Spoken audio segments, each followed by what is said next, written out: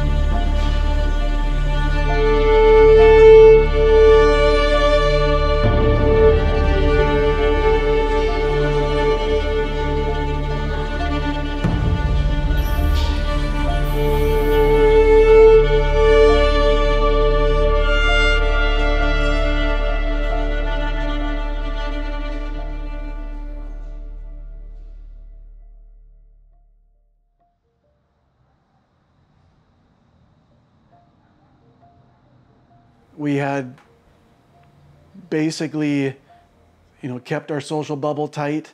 There was only a few, a handful of families that we interacted with. Again, to make sure that we were obeying all the health orders and laws. In August of 2021, August 11th, I decided to go to our renter's apartment and replace a closet door that I'd been putting off for months. And at that point I felt, we've gotten through a lot of COVID, maybe it's not such a big deal anymore. I feel bad I've put this off for so long. I have some spare time now, I'm gonna go do it. So I went to the apartment, I put up the door. It's about an hour and a half, hour and 45 minute stay there. Washed my hands and left. And then that weekend, I started to get symptoms. It was August 14th, I guess. August 12th, the tenant messaged me and said 3 of her coworkers had fallen ill with COVID, so she just wanted to let me know. I said thanks, no problem, and just carried on with life. Saturday, the 14th, I definitely had symptoms and wasn't feeling great. A couple days later, I went to the hospital and said I got shortness of breath. I had called the nurse's 811 line first and asked them, this is what I'm feeling. It doesn't feel too bad, but I'm definitely gasping. And she said, go to the hospital and get checked out. I did the COVID test, I got the results, and then I went to the hospital again. This is when they told you, you're fine after the few tests? Yeah, they checked my blood oxygen, my heart rate, and listened to my breathing, checked my heart, listened to my heart, and said, you're sick, but you're not hospital ill, right? Go home, not necessarily sleep it off, but, drink your fluids and rest.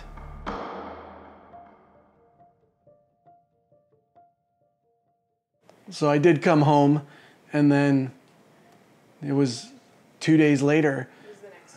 It was the next day. I just could not. I had a hot shower, and I could not get my breath. I couldn't catch my breath. I was just gasping. And they said, call 911. 911, what's your emergency?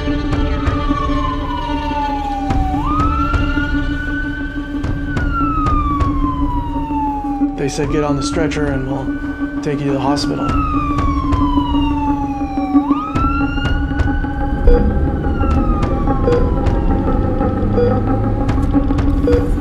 They gave me some oxygen right away.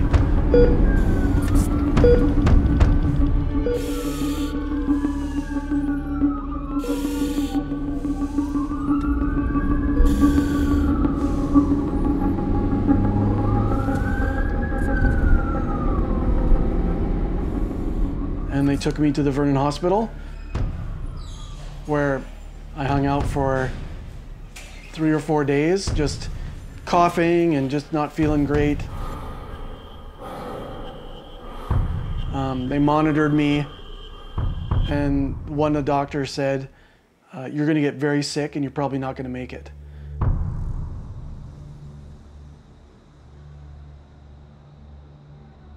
Because we had all tested positive for COVID, none of us could go to the hospital. So my only communication with him was through texting. So every day I would text a little bit and he would text back, and a lot of his texts didn't actually make sense. So it was hard being so removed from the situation and just not really know what was going on and not even really knowing who to ask.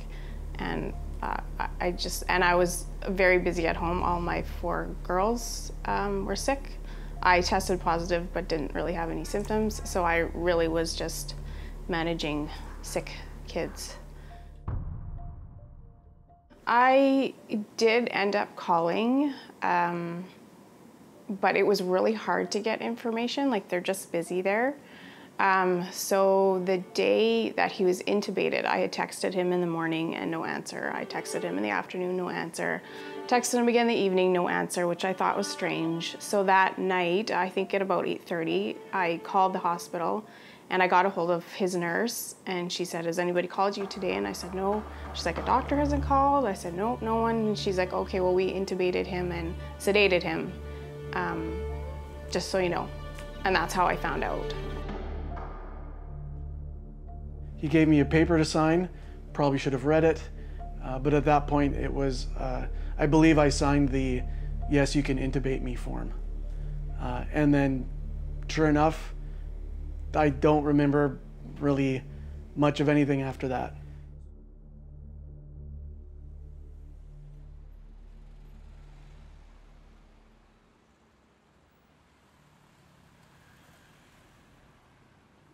Our most recent rules are we have the anesthesiologist who does the intubation, and then the circulating nurse who's not sterile.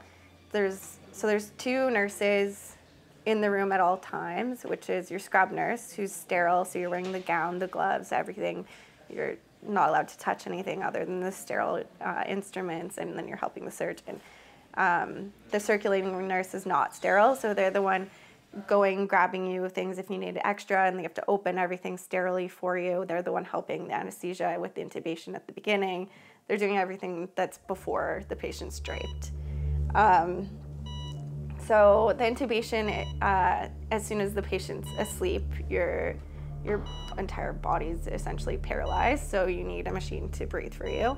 So they put a tube down your airway and hook you up to the ventilating system, which breathes for you.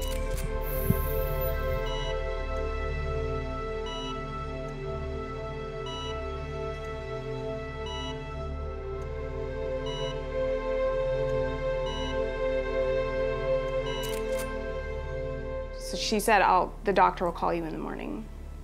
So he did. He called me in the morning, and he basically said, we're going to ship him to Kelowna. And I said, okay, can I come see him? And he said, yeah, you can come see him. So I got, 3 of my daughters were at home, so I got my 3 daughters together, and we went to the hospital, and we had to wait outside because we were still testing positive for COVID. Well, our isolation time had ended, but to be cautious, we waited outside until an IC nurse came down, and then she said, we're actually going to send him to Vancouver today.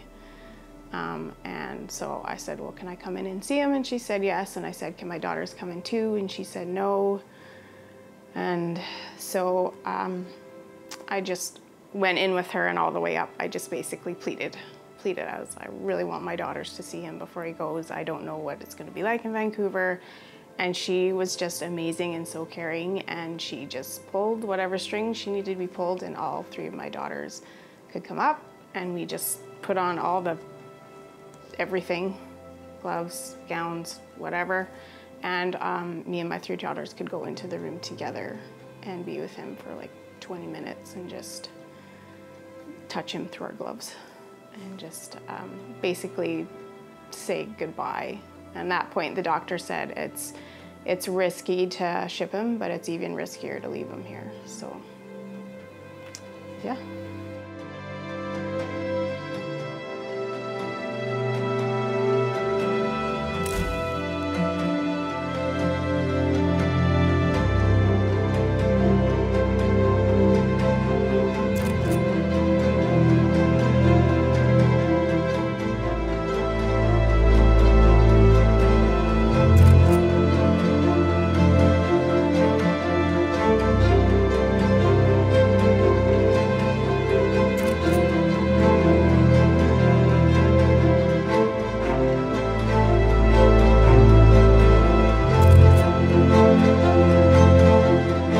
On the 31st, I was flown by the medical plane, medevaced to Vancouver.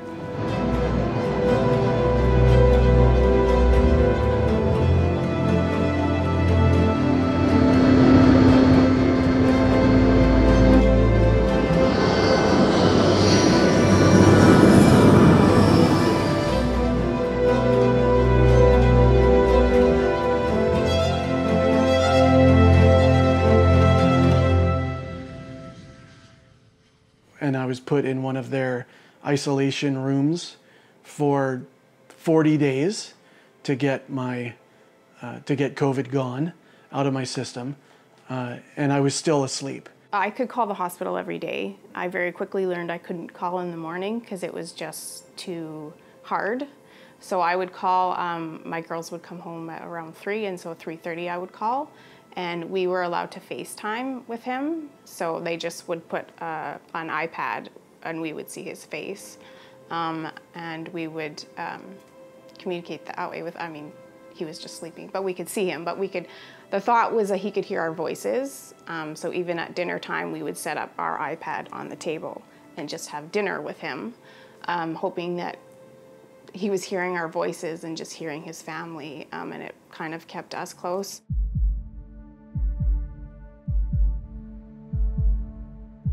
In Vancouver, they had trouble waking me up for some reason. My body wasn't ready, and anytime they moved me, my stats would tank. My oxygen would drop, my heart rate would take off. My body was panicking or full of anxiety whenever they would move me. They were considering putting me on a machine called the ECMO, and that takes your blood out, oxygenates it, warms it, and puts it back into your body. So your lungs and your heart don't actually do anything. But I was so sick, they said, we're not gonna, essentially the way I understand it, they said, he's so sick, let's save it for somebody who can live through this, essentially.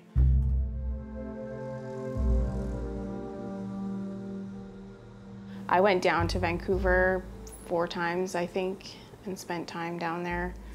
Specialists would come in, they had breathing specialists, and I could talk to them when I was there, so it was better. It was much easier to get information when I was there, but often I didn't know what to ask, and I think it was a blessing being kind of naive, because at times I didn't know how. I mean, they did tell me several times he was going to die, but I also just didn't fully understand what was going on, just because I don't understand that world. And then after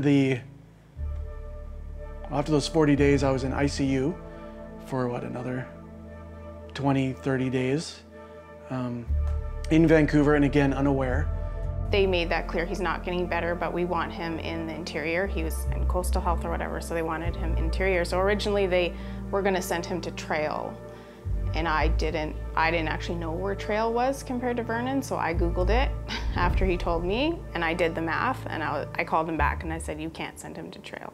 Trail is just as far as Vancouver on a crappier road. We're going into winter. Like, please, if you can do anything, either keep him in Vancouver, but don't send him to Trail. And amazingly, the doctor listened to me, and that later that day, or maybe it was the next day, he called back and said, we're sending him to Kelowna. So October 31st, I went down, and he looked exactly the same as he had in Vancouver. There was no change from what I could tell. The doctor took me aside in the physician's room and said, I don't think your husband's gonna get any better than he is. So you need to think about pulling the plug, and you need to bring all your daughters this week. So my drive to Kelowna was very different than my drive home from Kelowna. I did my best to give my girls a Halloween and not tell them anything. It's like they need at least one more celebration. That night, after we'd done everything, I said, this is what the doctor said to me today. My two older daughters decided to go to Cologne with me the next day, and my two youngest daughters went to school. And so we went November 1st. And when I walked into his room in ICU, I couldn't bring my daughters in right away. So I went in by myself.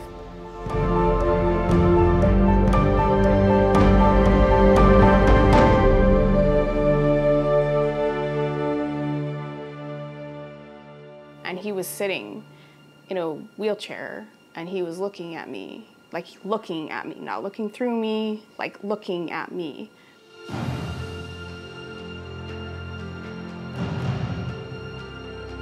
It was such a change from the day before. Like, I honestly don't know what happened.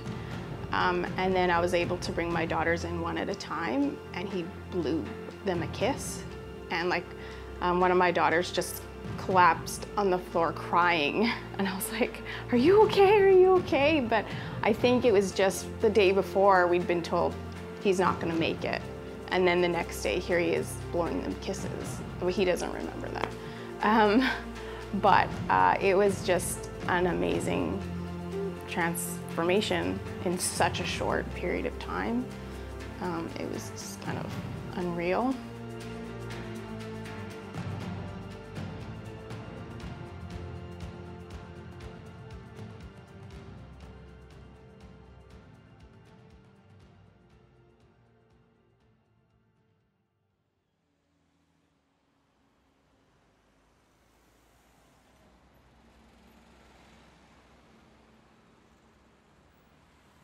It was only 5 days to a week that I was in Kelowna, and then they transferred me to Vernon. Luckily, it was nice to be home, or at least it was nice for my family for me to be close. It's like you want to get excited, but at that point, we were so cautious. Like, we felt like we had been through the ringer, that it wasn't like we could jump up and down, because we're like, we know this can change at any moment, and I don't really know what's going on. So it was like cautiously excited at what we saw as very positive, encouraging signs.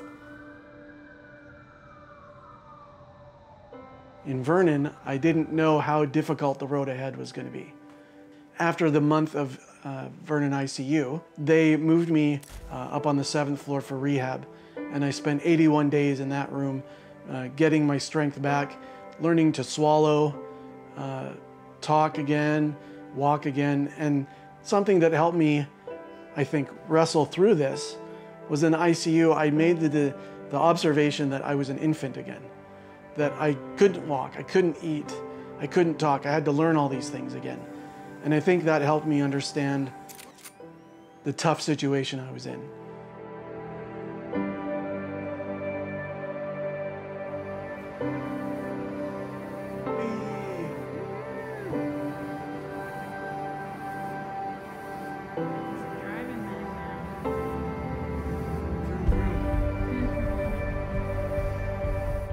I would say it was about a week at the end that I just felt fine and was getting a little antsy and a little bored.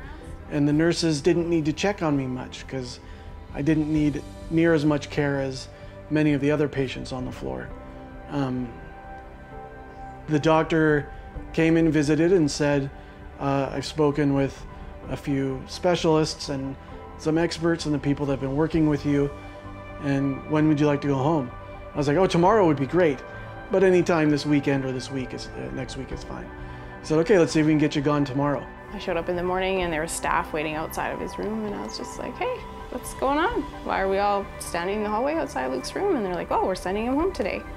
And I was like, oh, well, what does that mean? Like, the next morning came and it was a different doctor, and he said, yeah, we're gonna get you home. It literally took like thousands of people to keep him alive, and so that is who I would think, and I don't know their names, but they're amazing people. Yeah, all the nurses and the doctors. Mm-hmm. Yeah. And the specialists, it's amazing just how many people it took. But yeah. Of course, all the people at church that did the meal train and stuff, and Yeah. there's not enough time to thank all of them. So many people to be thankful for. There's a lot to it. Yeah. Life's pretty different. Yeah, very different. But it's what we got. It's life. It's life. 1, 2,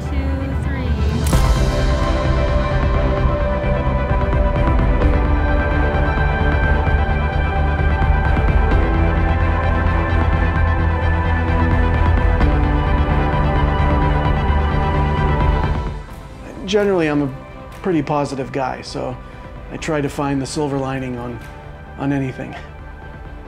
Like, I reached my goal weight this summer. I lost 78 pounds sleeping.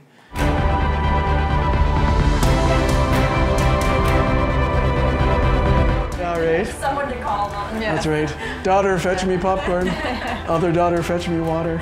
Right? I need my slippers. No, they don't answer to that. Not anymore. Please, Daddy's begging you. Glass of water.